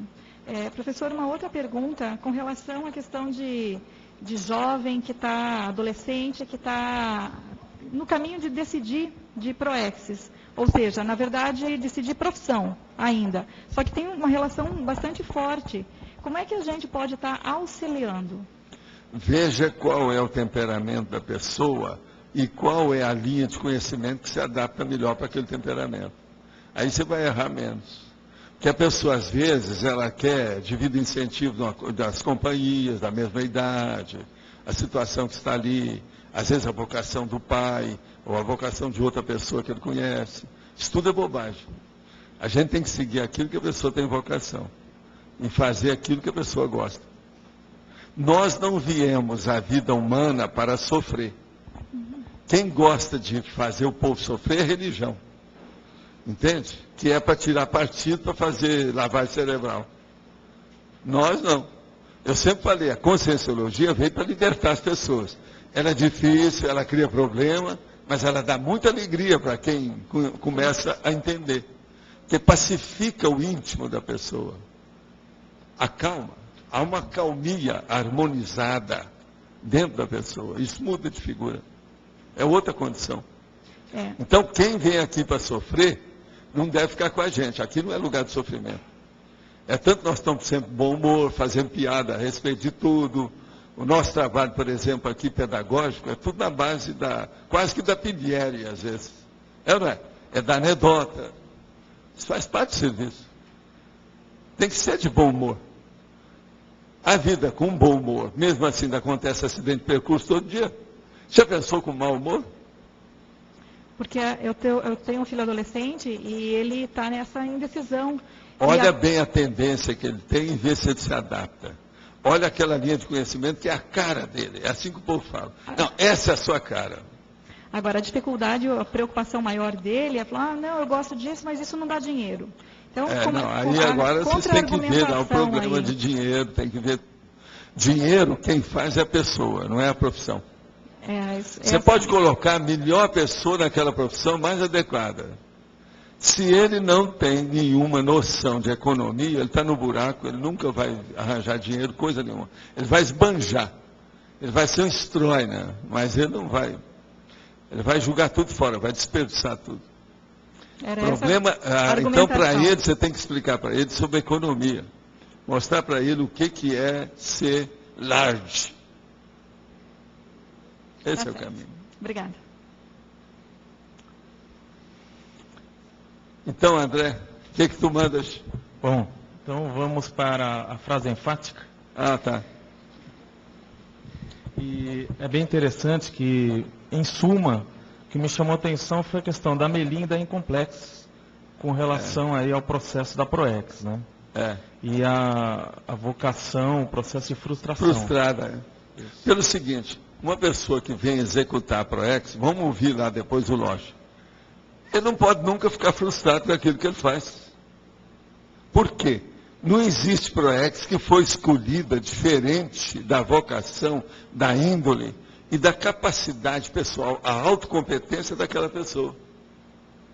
Se é isso que eu já falei, partindo do fato de toda a PROEX se ajustar exatamente ao perfil da consciência, é aquele negócio. O evoluciólogo não vai dar um cobertor menor do que o seu corpo. Os seus pés não vão ficar de fora. Tudo está de acordo com o seu equilíbrio. E outra coisa, geralmente tem uma folga. Essa folga, quanto menos evoluída seja a pessoa, maior ela é. Então, por exemplo, essa PROEX só exige 70% de você. Quando você crescer mais, ela vai exigir a próxima PROEX 80%. A outra vai exigir 90%. E por aí vai. Você entendeu? Mas sempre você tem mais fôlego do que aquilo que ela exige. É mesmo. Então, a partir disso, a vocação frustrada não tem oportunidade, não há cabimento. Pode falar. Fala também que a PROEX não é condenação. A pessoa ela tem que estar satisfeita já no processo de realizar a PROEX. Não é só quando se torna completista. Então, às vezes as pessoas acham que PROEX a pessoa tem que estar sofrendo, tem que ser um negócio assim. Não é condenação. É motivação. Sim. Agora, um negócio que aconteceu comigo na época, que eu encontrei o IPC, né, então, eu estava no 2º ano da faculdade e eu tive, assim, um verdadeiro choque, né, porque eu vinha numa linha de raciocínio, né, envolvido pelas minhas afinidades, né, área exatas, né, e também motivado com aquilo e ao mesmo tempo chegava aquele choque, né? Poxa, a consciência é mais importante do que uma máquina, mais importante. Muito chato isso, né? É chato. Eu sei que é chato, né? São milhares que já me falaram. É muito chato a gente falar em consciência. Isso. Assim, Valdo, você é um problema na minha vida. Por que você veio com esse negócio de consciência? Eu não consigo fugir agora. Minha vida esse negócio está aí toda hora em cima de mim. Por que isso? Por que você não ficou longe daqui? A Terra ainda não está preparada para você. Vai embora, Valdo. Deixa isso. Seu cara apelando, veja bem, jogou a humanidade toda no buraco. Mas existe isso. Existe pessoas assim. E o que aconteceu na época, até dentro da minha reflexão, se eu continuaria ou não aquela linha, né, de trajetória, porque fazia um sentido para mim. Até eu ia fazer CP2, estava lá o EM, que ele se colocava como engenheiro também. Eu acho né? uma coisa, André, você tinha muita energia e era um pouquinho impulsivo. Você melhorou isso. O tempo cura todo mundo. Esse negócio de mocidade, juventude, é uma doença que para logo. Pois é. O tempo cura. Você ficou muito mais centrado. Você era um pouquinho precipitado. Sim. Até no modo de falar as coisas, às vezes você mostrava uma certa ansiedade brava. Sim, é verdade. Hoje você não tem mais nada disso. Ele está sentadão. Por isso que eu chamo, Indiana Jones. E aí vem justamente uma questão. Eu tenho uma percepção de me aprumar cada vez mais para essa área mais humana, né, ou mais biológica. Mais assistencial. Não, é aquilo que o povo chama de humanidades. Isso, exatamente. E não das exatas. Exatamente. É exata de um lado e humanidade do outro. Isso. Agora, a humanidade é mais exata do que as exatas. É só o que eu quero te lembrar. Agora, dentro desse processo até o que me chamou a atenção foi exato perfil da consciência, né? Eu vejo que, por exemplo, todo o encadeamento de envolvimento com pessoas. Hoje eu mexo também com docência, nessa área de exatas, acabo mexendo com o pessoal que é do passadão, né? Ou seja, eu sinto que é importante eu estar lá, né? O serviço é aquele, não tem como eu falar que não é para mim. Né?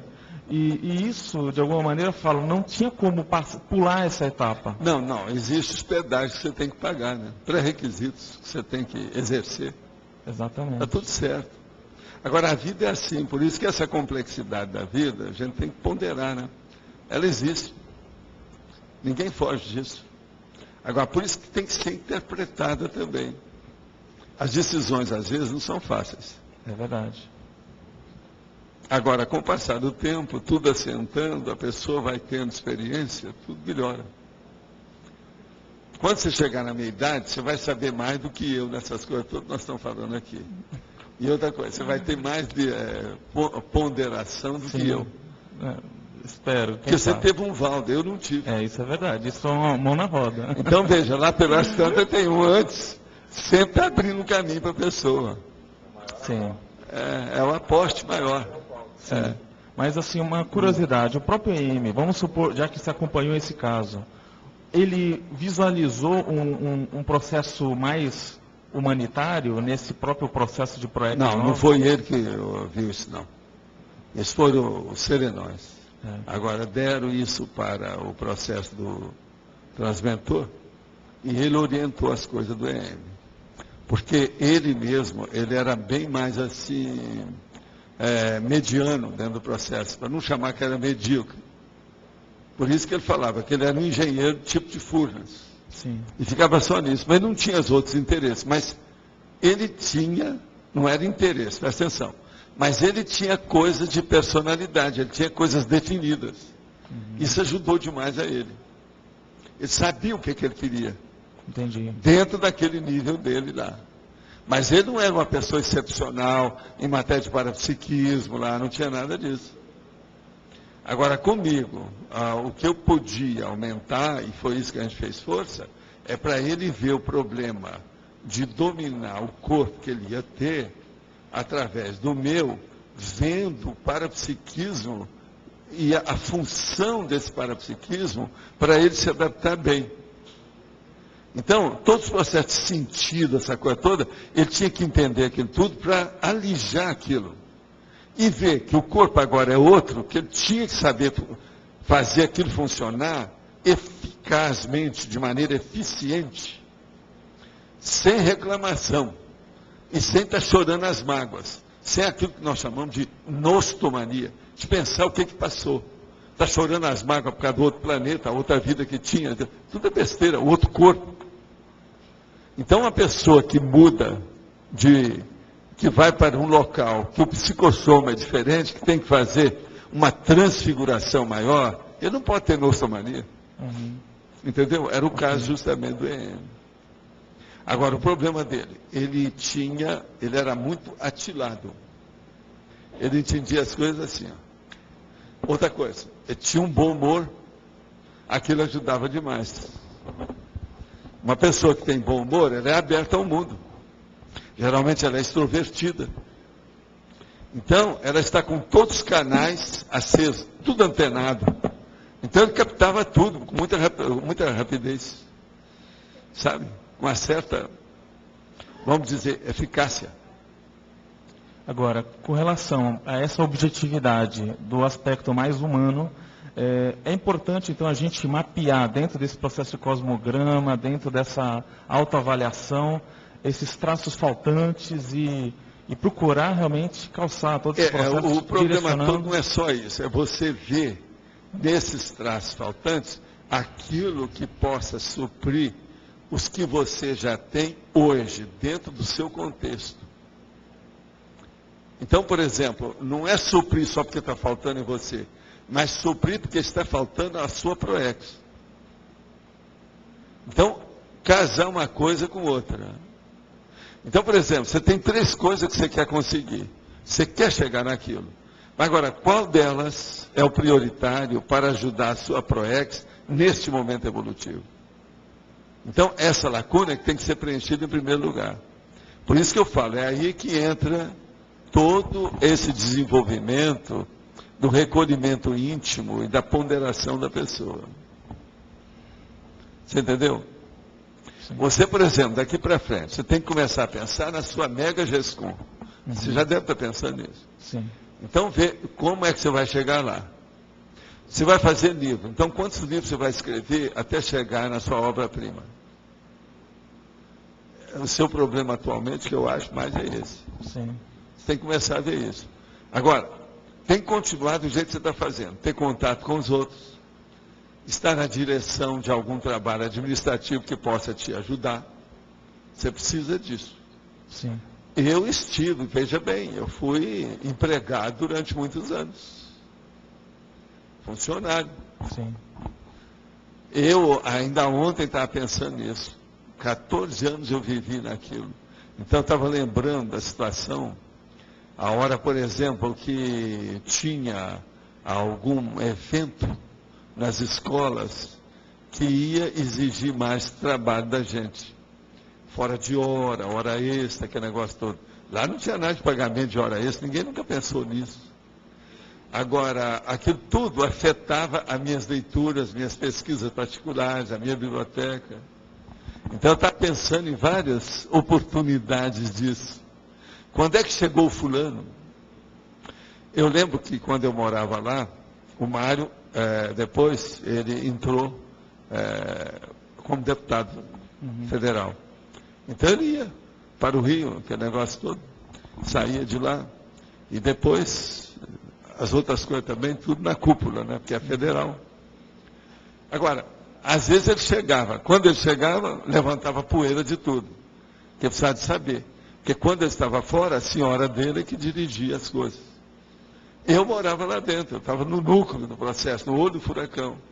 Então, qualquer coisa que houvesse em tudo, me desequilibrava os meus horários, minha situação.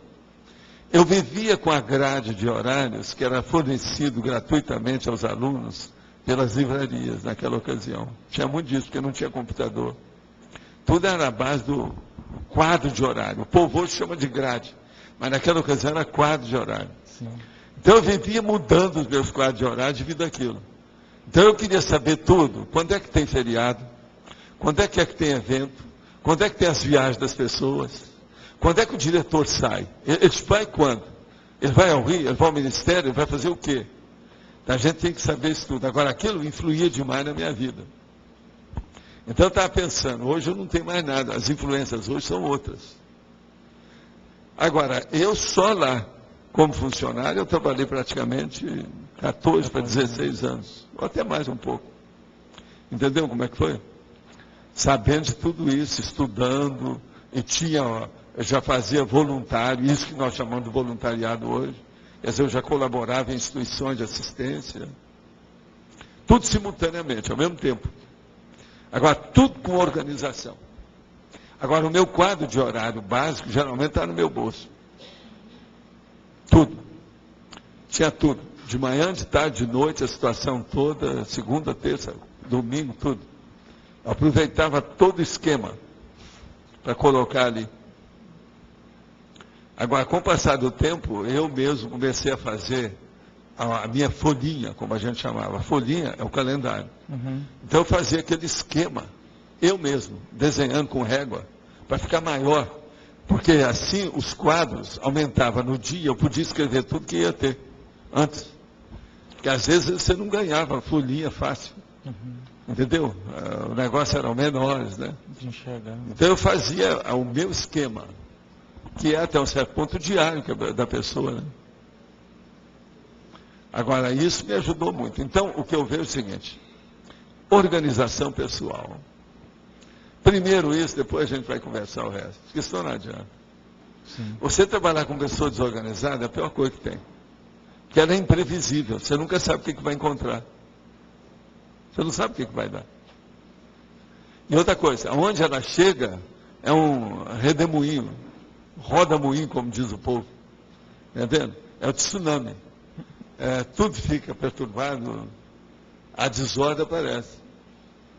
Esse é o motivo que eu acostumei muito cedo a separar minhas coisas dos outros. Porque minhas coisas é um oásis de paz, de ordem e de progresso. Os outros que seja bagunça, não tem nada a ver com isso, é os outros. Então é muito importante o seu jeito. É por isso que tem gente aí, muitas vezes, que me pediu, não, eu quero ver como é que é seu escritório. Chega lá, está tudo no lugar. Olha aqui, ó, como é que eu destaco minhas coisas em cima da mesa. Ó, tudo tem sua razão. Tudo à mão, tudo prático, objetivo. Não tem jeito de mudar isso. Só se mudar a mesa, eu colocar aquele... Hoje a Laura mesmo perguntou, você não quer que leve aí para segurar o livro. Não, lá não, aqui não tem ambiente para isso, muito baixo isso aí.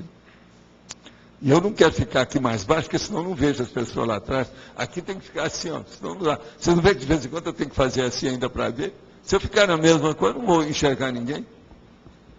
É bom a gente ver as pessoas por causa das auras.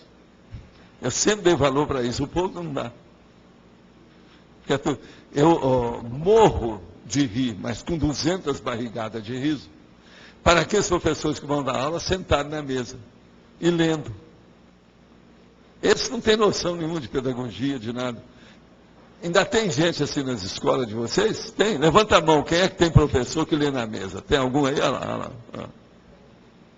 Isso é uma droga. É verdade. Está entendendo? Então a pessoa tem que ver quem é. Você tem que ter contato com o aluno. Não tem saída. É isso? Beleza. Tá certo? Mas então, Natália, qual é o nosso problema de hoje? Na página 27. 27. 26? 7. A 27. Na binomiologia. O último binômio. A binomiologia. Binomiologia. Vamos observar esse binômio. Onde é que ele está? Deixa eu ver aqui. O último binômio. É o binômio vocação interassistencial e vocação cosmoética. O que você quer saber? Não, se você poderia falar mais sobre isso. A vocação interassistencial, uma pessoa pode ter, mas ela praticar, por exemplo, só tacon. Ela só consola os outros, ela tira os mosquitos, mas não tira a base que está podre. Então, veja, não tem tares. Então, é um tipo. Agora, por exemplo, a vocação cosmoética. A pessoa vai ver uma coisa maior, mais ampla, de acordo com a evolução. Então, vai ser uma assistência muito mais ponderada, mais ampla e mais profunda. Você entendeu a diferença? Entendi. Então, são dois binômios, são dois termos para compor um binômio. Então, a parte interassistencial e cosmoética, às vezes, elas são diferentes. É isso que eu quero chamar a atenção. Mas a vocação é uma coisa que a pessoa sai, que é própria da pessoa, Vamos dizer, né? a vocação, no duro mesmo, são as ideias inatas da pessoa. É a índole que ela trouxe de vidas anteriores. Então, ela já era da assistência. Fazia assistência religiosa, assistência de consolação. Mas agora, ela começou a ver o que é a cosmoética. Então, ela tem que fazer uma assistência esclarecedora. Muda tudo. O esclarecimento é muito mais difícil do que a consolação. Mas para a pessoa que não tem vocação assistencial. Então essa está zero à esquerda. Ainda tem que chegar lá para depois pensar na cosmoética. Como é esse caminho? Agora, por exemplo, uma pessoa que não tem vocação assistencial, ela chega à conscienciologia. Aí começa a falar para ela o que é a cosmoética, o que é a evolução, o que é a prioridade, o que é a proex. Ela acaba se interessando pela assistência. Nessa hora, então, ela começa a crescer. Muita coisa acontece depois disso. Tem muita gente aqui que não fazia assistência antes de conhecer a conscienciologia. Entende? Tem muita gente, vocês sabem disso. O povo aí sabe disso. De modo que o caminho é por aí. E outra coisa, você estava falando da curiosidade. E como a paciência é uma consequência da curiosidade. Eu não entendi isso. Não, né? Não. Então, deixa eu te falar. Uma pessoa que é curiosa, ela quer fazer o quê? Ela quer ciscar igual galinha. A galinha cisca para arranjar comida. Ela é curiosa, querendo ou não. Você entendeu isso? Sim. O gato, por exemplo, ele tem uma vida muito recatada dele. Tudo que tem de novidade no espaço dele, que a gente chama de território, ele quer saber o que aconteceu. Ele sobe nas coisas, você não mandou ele subir. Ele sobe para ver o que tem. Tem um vaso de flor, acabou de chegar. Ele sobe lá em cima do móvel grande, só para cheirar, para ver o que é aquilo, para ver se interessa para ele. É tanto que gato a gente tem que ter cuidado, porque ele começa a mastigar as folhas se ele gosta. E às vezes a folha é venenosa, tem que ir com calma. Tem que examinar tudo quanto é flor e vaso de flor que você deixa perto de gato. Não pode ter em qualquer lugar. Você está entendendo como é que é? Então, essas coisas todas de vida, curiosidade. Agora, uma pessoa que cisca, ela quer ciscar onde tem mais alimento, ela quer descobrir. Qual que é a ideia mais avançada? Qual que é a verdade relativa de ponta? Então, ela sabe que ela tem que ter paciência para fazer essa pesquisa. Então, a curiosidade, pouco a pouco, vai levando. Não adianta eu me afobar. Não deu certo na outra vez. Eu tenho que melhorar agora. Então, começa a pessoa a ter paciência consigo mesmo. Então, a situação muda de figura. Você entendeu como é que é? Agora, ó, gato. Gato é uma coisa muito séria. Ele é muito curioso, mas ele gosta de ficar perto da gente. Então, por exemplo, uma casa que tem gato, eu quero falar porque aqui tem muita gente que tem gato, não deve ter cadeira de balanço, tá? Tem gente que esquece disso, é bom a gente falar. Se a sua casa tem cadeira de balanço e o gato entrou, um tem que sair. Porque senão você mata o gato lá. Porque ele fica atrás de você, miau, quer pegar, tal, o negócio pega ele por baixo. Que faz assim, né? Estou só dando uma dica, tá certo? Viva os gatos, viva a gatologia. Obrigada. Ok. Professor Valdo, aqui na página 26, na fatologia, na 4ª linha, a vocação como valor fundamental do homem e da mulher. Sim. Eu estava refletindo um pouco sobre essa questão de vocação e eu acho que eu ainda não tinha pensado assim tão profundamente sobre isso. Agora é bom você pensar na inclinação, no pendor, na predisposição, na propensão, na aptidão, na tendência e no gosto. Isso é vocação. O que nós chamamos aqui de vocação é isso tudo. São as 8 coisas juntas. Olha a sinônima e antonímia que você vai entender isso. Sim, porque eu sempre tive eu voltando assim, fazendo uma retrospectiva, tive uma preocupação com a questão de profissão. Eu pensava, não tem nenhuma profissão, tem que arranjar uma profissão. Mas é totalmente diferente. Eu acho que é. Eu vejo, pelo menos... Cada um tem sua vocação. E a questão, por exemplo, da pessoa mediadora, assistencial, maternal, isso pode caracterizar uma vocação? Pode, mas às vezes pode ser apenas um processo feminino, né? Se examinar isso com calma. Uma mulher, por exemplo, já foi reprodutora muitas vidas, às vezes ela vem só para isso. O problema é ver o nível da qualidade desse trabalho, o que ela se empenha nesse sentido. A gestação humana é uma coisa que não é lá essas coisas.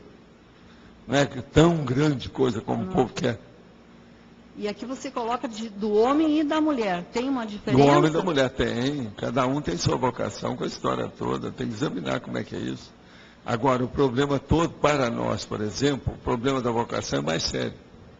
Cada ideias inatas. É aquilo que a pessoa trouxe no curso intermissivo. E é aquilo que eu chamo o agente retrocognitor. Nós somos dos outros e nós passamos pela retrocognição. Alguma coisa dentro da gente viu. Tem aquela pessoa que chega para mim e fala assim, Valdo, eu estou aqui, mas eu não tenho retrocognição de nada. Fala assim, tem. Se você chegou aqui, porque tem.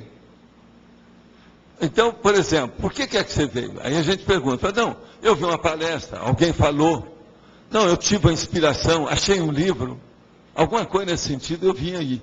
Fala assim, mas a hora que você veio, essa sua propensão para ver o que era isso, é a vocação sua. Entendeu isso? Mas não é tão simples assim da gente chegar a uma conclusão. Não, nada disso é simples. Se fosse simples, todo mundo já nascia na testa. Pedreiro, professor, juiz. Não existe isso. Entende como é que é?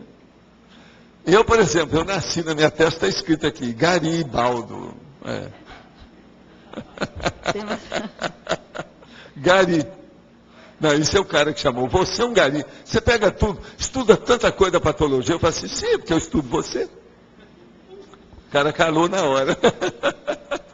Entendeu? Calou na hora, não tinha jeito. E tem alguns padrões, assim, para acessar essa vocação numa condição mais assertiva? Porque eu já estou assim, numa conscienciometria. Conscienciometria vale a pena. Se o caso é muito difícil, não é o seu caso, mas se é muito difícil, consciência terapia. Sempre ajuda muito. São outros olhos olhando o mesmo assunto, outras cabeças pensando a mesma ideia. Sempre ajuda muito. Tá certo? Obrigada. Mas então, doutor. Professor, boa tarde. Tá. Queria fazer uma pergunta para o senhor em relação à paragenética e à parafisiologia, né? Que é uma curiosidade que eu tenho assim, como é que ocorre esse ajuste parafisiológico, por exemplo, do EM com o EPICOM? Porque na minha cabeça eu penso o seguinte, dependendo do teor energético da Consciex, tem que haver um ajuste, uma sincronização hologênica entre Mas agora a coisa mais séria é da Consim, não é da Consciex. Não, da Consim, eu digo da Consim mesmo. A Consim é que manda. Então, por exemplo, a Consim receptiva, por exemplo, uma consciência que pariu durante muitas vidas, que foi pai durante muitas vidas, que foi receptora durante muitas vidas de matéria de assistência, uma pessoa que é acolhedora, um anfitrião, ele está mais predisposto a fazer uma coisa dessa do que outra. Agora, eu trabalhei nisso muito tempo, entendeu? E outra coisa, com a minha curiosidade, você já pensou, né? Mesmo que eu não tivesse trabalhado, eu teria recebido qualquer coisa nesse sentido, por causa da minha curiosidade. Isso predispõe o trabalho. Esse ajuste, ele é feito através da tecnologia? O ajuste é feito, em primeiro lugar, da Consim. Porque ela que é o receptáculo, ela é o conceptáculo da história. Mas esse ajuste ele é feito através da paratecnologia, de uma paratecnologia ou da própria pineal? Não, é o processo das duas vontades e os dois paracérebros. Por isso que o negócio do EM demorou anos. Para ele falar da dificuldade, por causa dos processos dele lá. Agora, você tem que lembrar o seguinte, ele estava se manifestando de algum modo comigo, ou através de alguns dos meus sentidos, sendo que ele tinha uma orientação, desde que foi criado, há milênios, diferente de tudo que nós temos. Então, era um cara, veja bem, que tomava conta de uma carreta. O motor dele era de carreta. E ele veio trabalhar aqui com um processo que era um camelo que estava trabalhando. Então, como é que fica o motor perante o camelo? Muda tudo. Agora, veja, tudo é um processo de veículo. Eu digo assim, se esse ajuste é necessário para evitar lesões somáticas, celulares somáticas. Não, isso aí quem olhava mesmo era principalmente o enumerador e o talmal. Eles olhavam quando é que devia de parar e quando não. É aquilo que eles falavam, o negócio de pular corda. Então eles ficam, o cara tem que entrar e pular a corda. Fica o amparador comigo e ele entra para pular a corda no meio. Então a gente está vendo tudo que acontece com ele, para ele não cair. E nem também lesar a corda, senão ele pode cortar a corda, jogar a corda fora. Então o processo é de pula a corda. Você observou assim, alguma alteração celular, somática, em termos de fisiologia foi somática? Foi demais. Fisiologia somática. Bola, demais. Eu só sei o seguinte, quando ele ia embora, eu sabia que ia dar alguma repercussão em mim muito séria. E me deu. Principalmente no processo de o mecanismo da fala, problema pulmonar, a área toda aqui. Durante uma temporada, eu fiquei difícil para falar, uma opção de coisa. E aquilo foi aos poucos. Eles foram limpando. Ele já tinha ido embora, ficou a consequência, entende? O processo do Helicoa, né? Essas coisas todas que ficam. O senhor acha que possa ter o senhor acha que possa ter alguma formação de neocélula somática para a adaptabilidade dessa paragenética? Não, eles adaptaram com o processo do minha ectoplasmia. O Talmão, numa certa ocasião, me falou, sem ectoplasmia isso aqui é impossível. Não dá. Então é como se fizesse assim vamos dizer, uma espécie de ressoma paralela. Entendeu? Entendi. Obrigado, professor. Uma questão que acontece muito na escolha profissional é o processo de automimese, né?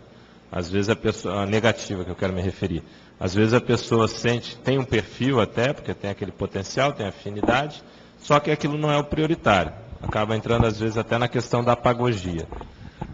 E uma das grandes questões que surge, até quando se discute muito de PROEX, é como saber discernir quando algo é automimese, por exemplo, na escolha profissional, ou quando é realmente da PROEX. Porque às vezes, até do ponto de vista motivacional, as duas geram a motivação. Como é que a pessoa de si faz o discernimento? A pessoa que tem que ponderar mesmo, com muita autocrítica. Ela tem que melhorar a autocrítica dela, acabar com a corrupção e ela se estudar.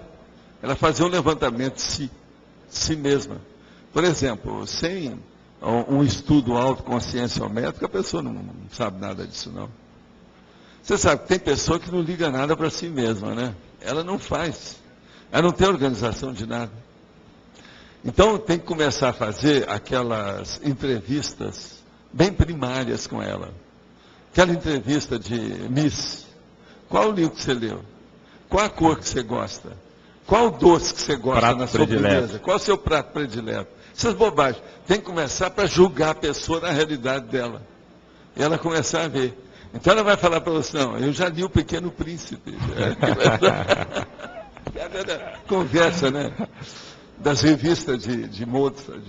Tá, mas assim, quando muitos pensam assim, a questão do desvio, da ectopia, pensa logo, vai entrar em Melim, e aí ficaria bem evidente que ela está fora da PROEX. O problema é que muitas vezes a pessoa se sente bem fora da PROEX, pelo menos por um bom tempo.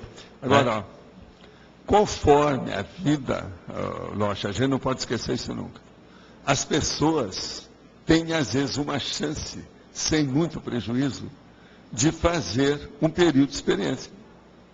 Esse período de experiência, tudo vem a furo, tudo vem à tona, aquilo sobe. Há um repuxo da realidade em cima da pessoa. E ela vai poder caracterizar melhor. Em casos, por exemplo, de desespero, que a pessoa está muito alterada, coloca numa linha e ela se dedicar a tudo, por exemplo, aí durante uma temporada. Às vezes vale a pena. Dos males o menor. 6 meses, 1 ano que a pessoa vai lá, porque tudo é experiência. Às vezes é errando que a pessoa aprenda a acertar melhor. É o jeito dela melhorar. Então ela sabe o que não quer ali. Agora, Valdo, uma outra questão. É claro que a profissão pode ajudar muito na questão da PROEX, né, fazendo a convergência. Mas tem aquele caso das pessoas confundirem também a PROEX com a profissão. Né? Acho que a profissão dela é só isso. Por exemplo, você trabalhou com médico, isso influenciou, mas a sua PROEX não é. Não, aí eu acho que seria bom você usar aquela minha técnica que eu já falei. Meios e fins. Eu considero isso seríssimo. E é muito pouca gente que estuda isso. É uma técnica que eu uso desde adolescente. Uma coisa é que eu fiz tudo isso como meios, mas não foi o meu fim. Agora, o que se passa? O fim que eu estou falando é o meu objetivo. O meu objetivo é fazer o que eu estou fazendo hoje. Agora, eu não tinha noção da extensão da coisa que eu estou fazendo hoje. Eu sabia que ia chegar nisso, e chegando nisso, eu teria ideia do que ia aumentar. Quais seriam os próximos passos? Porque tem passos que às vezes você tem que chegar lá na linha para saber para que lado que você vai depois. Ali que você consegue não adianta estar fazendo muita previsão do negócio. Tem aquele momento que a previsão não resolve. Tem que haver uma vivência in loco, de visu. A coisa é pessoal, testemunha presencial da história. E participante presencial, senão não adianta. Então isso tudo é o meio e a finalidade. É o que a gente Agora, a minha finalidade, olha, odontologia para mim foi meio, medicina para mim foi meio, espiritismo para mim foi meio, o próprio Centro da Consciência Contínua. E eu lembro, quando eu fui fazer o Centro da Consciência Contínua, eu falei para umas pessoas lá em casa, assim, eu quero que isso aí seja o último meio que eu vou trabalhar. O próximo agora já não vai ser, eu já vou entrar na minha finalidade real. Agora, Valdo, então, dentro desse raciocínio, a gente pode afirmar no seu caso, por exemplo, a medicina te ajudou muito. Mas não, se por acaso... os meios são convergentes, mas enriquecedores. Vamos com calma. Não, então, mas por acaso, você poderia, de repente, ter feito outra profissão. Não, você pensa e está na sua PROEX. Você pensa bem se eu fosse ter uma vida destroina, de qualquer maneira, para aproveitar o tempo, porque tinha que esperar mesmo. Eu ia desviar todo o processo. Os meios que eu estou falando eles são, de qualquer maneira, enriquecedores. Enriquecedor. Não, mas não tem aquele, por exemplo, não são dólar. Mas já é uma já é alguma coisa. Fraca. Mas a pergunta é, por exemplo, poderia ter a possibilidade de você ter feito uma outra profissão e chegar onde você chegou? Eu poderia fazer várias delas, devido ao meu processo. Por exemplo, comunicação, engenharia, processo desse tipo. E mesmo assim chegar onde você chegou. A filosofia mais profunda das coisas. É o processo de viagem, de fazer pesquisa mais séria, por exemplo, dentro da área da biologia, que eu sempre gostava. Perfeito. Entendeu? Mas isso não interessava. Não é a cláusula PET. Não. Então.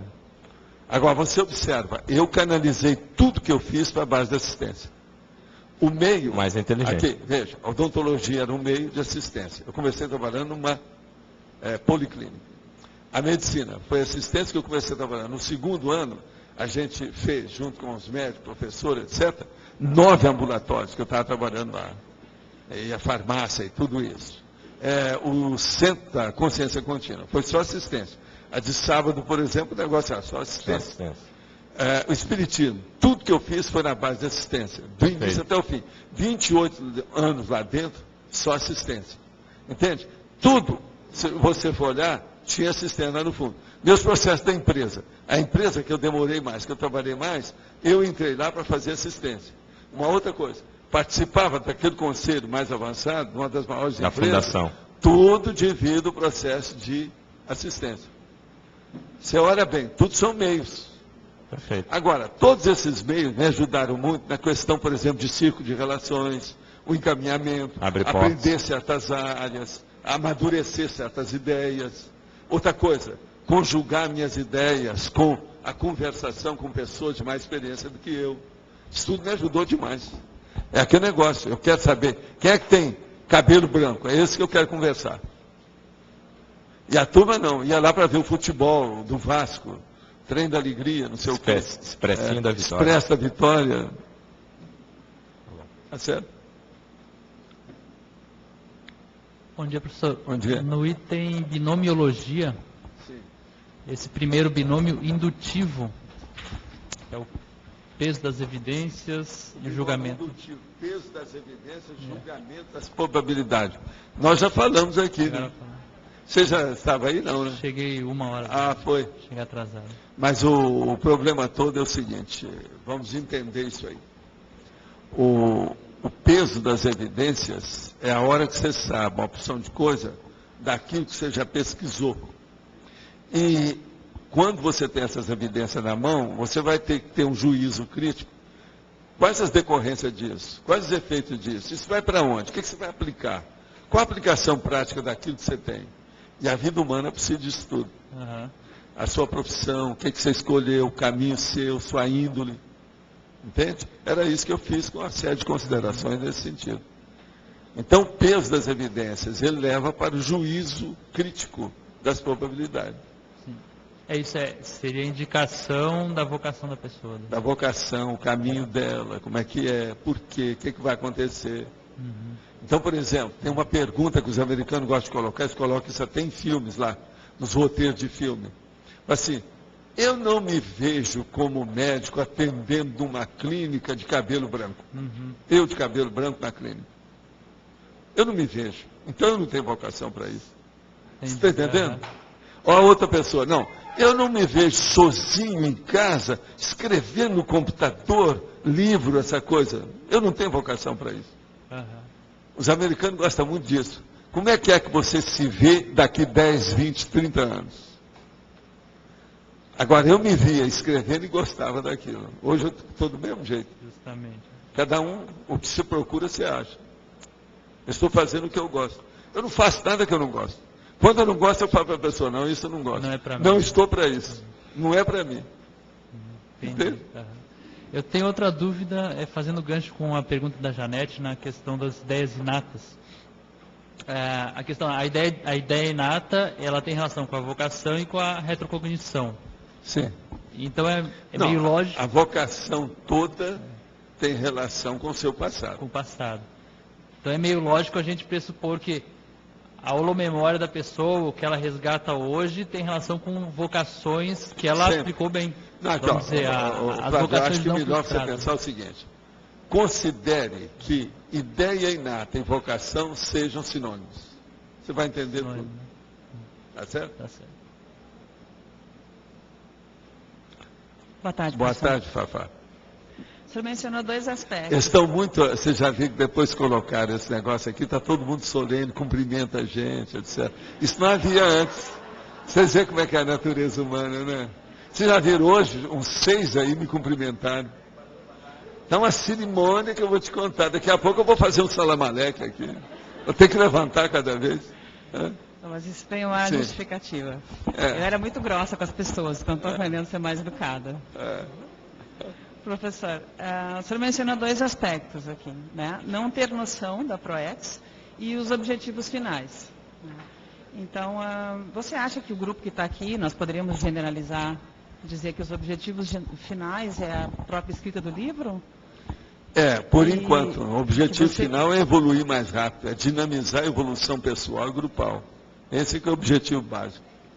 Mas agora, o livro é uma ferramenta que eu desafio você a arranjar outra melhor nessa altura dos acontecimentos, dentro desse contexto atual.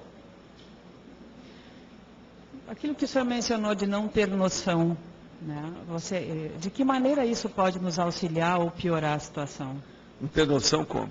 O senhor mencionou há pouco que o senhor não tinha noção do... Não, eu não tinha noção dos detalhes, mas eu sabia as finalidades.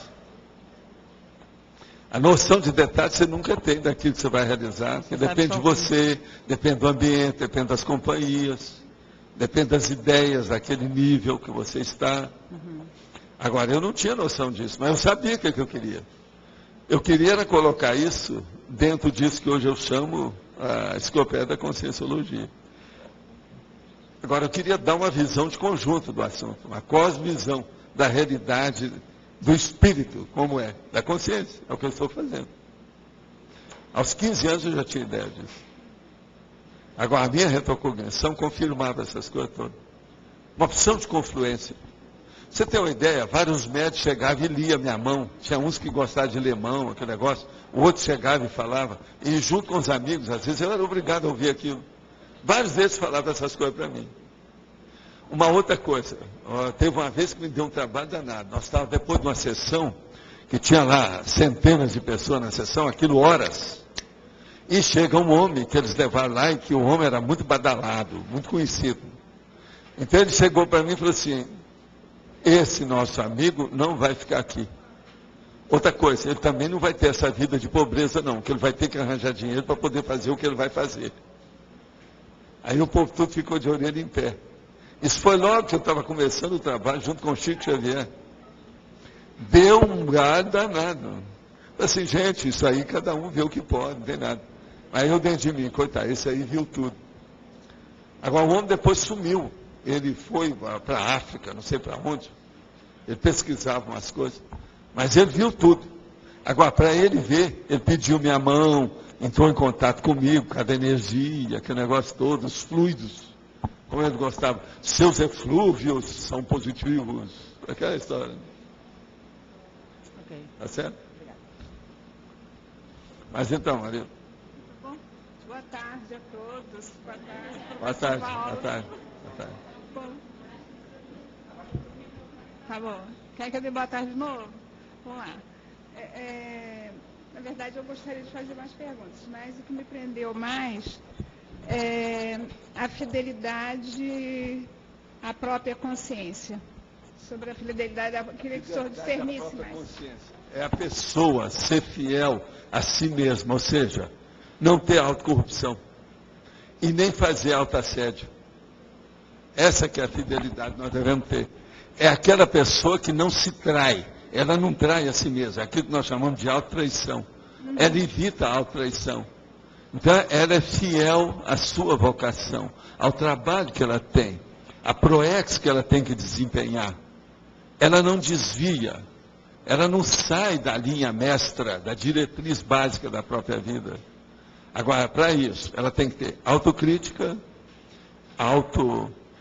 vamos dizer, escorraçar, eliminar o autoassédio e não ter autocorrupção. Agora, com isso, ela vai caminhar para uma auto-organização, do jeito que nós sempre falamos aqui, a pessoa melhora. Ok. Tá certo? Obrigada.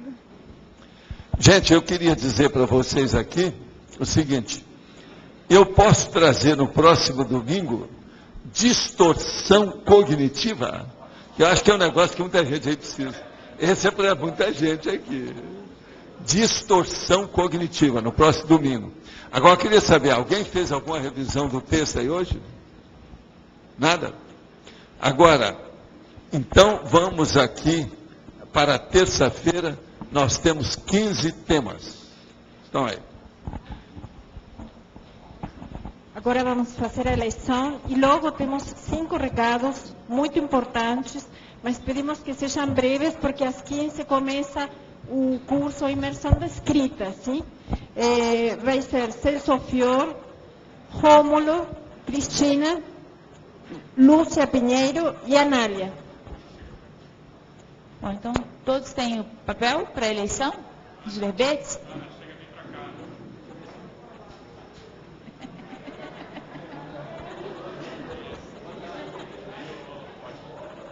Então, vamos lá.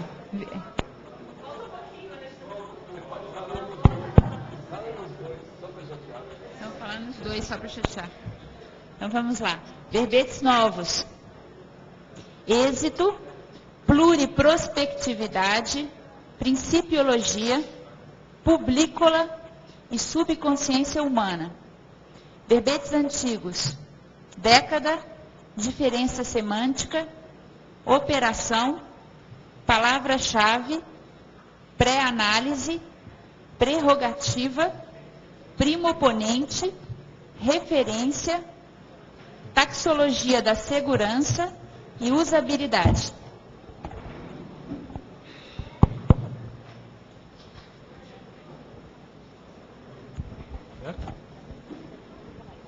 No momento, gente, que o professor vai dar um recado muito importante mesmo.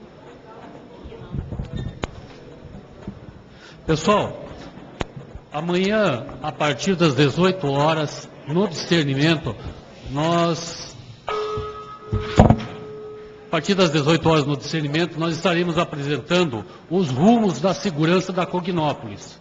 Então, gostaríamos de convidar todos para participarem desse fórum de discussão, uma vez que a Cognópolis não fica afeta somente ao CEEC Discernimento. Ela engloba toda a comunidade, os voluntários, os condomínios residenciais, os moradores dos campos, as ECs e ICs. Nós temos uma proposta pronta, elaborada, e temos um projeto de integração de toda a Cognópolis. E gostaríamos de discutir essa segurança com todos vocês para chegar num consenso. Porque hoje nós gastamos em torno de R$30 mil para fazer a segurança da Cognópolis. Então é necessário nós chegarmos num consenso e tentar diminuir esses custos e chegar com uma estratégia e uma eficiência maior da nossa segurança. Então gostaríamos de contar com todos a partir das 18 horas no discernimento. Obrigado. Pessoal, gostaria aqui de fazer uma divulgação. A gente vai ter um ECP1 de professores dia 30 de maio a 1º de junho. Então a gente gostaria de convidar os professores de todas as ICs para participar desse ECP1 de professores, os professores do curso vão ser a professora Malu Balona e o professor Roberto Almeida. Então, quem se interessar pode falar comigo ou procurar o IPC, no discernimento ou lá no Centro Executivo Call Center, ok? Obrigado. Gente, boa tarde. Gostaria de reforçar o convite a todos para participarem do primeiro Congresso Internacional de Grupo Carmologia e o primeiro encontro dos Colégios Invisíveis da Conscienciologia. Esse evento vai acontecer aqui em Foz do Iguaçu, no período de 22 a 25 de maio. É um evento que está sendo promovido pela Associação Aracê, em parceria com o CIAEC e outras instituições conscienciocêntricas. E lembrando que toda a renda proveniente desse evento vai ser destinado diretamente para o programa Amigos da Enciclopédia. Isso vai acabar repercutindo também no projeto tertuliário, tá? Então, maiores informações, inscrições aqui no CIAEC ou no site da Aracê, www.aracê.org, tá? 22 a 25 de maio. Lembrando que nós vamos ter 2 cursos acomplementares na condição de pré-congresso, tá? Então, maiores informações aqui no CIAEC também. Obrigada. Boa tarde, pessoal. Gostaria de convidar vocês que estão interessados no tema possessividade para o debate sobre pós-atividade aqui no CAEC, comigo, Lúcia Pinheiro e Flávia Amaral, aqui no CAEC, às 15 horas. Tá bom? Boa tarde. Mais um convite, mas não é para hoje, é para o dia 1º ou dia 4 de maio. Tá? A gente vai estar na 10ª edição já do curso Heterocrítica. É um curso que trabalha mais a mental somática, né? Ele já está na 10ª, então já está bem amadurecido. São 4 dias de imersão, leitura e debate. A gente analisa os livros, tanto a parte de conteúdo quanto forma, parte consensual e parte heterocriticável. Tá? Quem tiver interesse aí em melhorar a argumentação lógica, concentração mental, né, associação de ideias, vale a pena estar investindo nesse curso. Então, todos convidados. Pessoal, foi escolhido com 14 votos, êxito para terça-feira. E eu também queria lançar a seguinte novidade. No site das tertúlias, já podem encontrar a maioria das tertúlias em áudio, e em breve já estarão também em vídeo. Obrigada, boa tarde.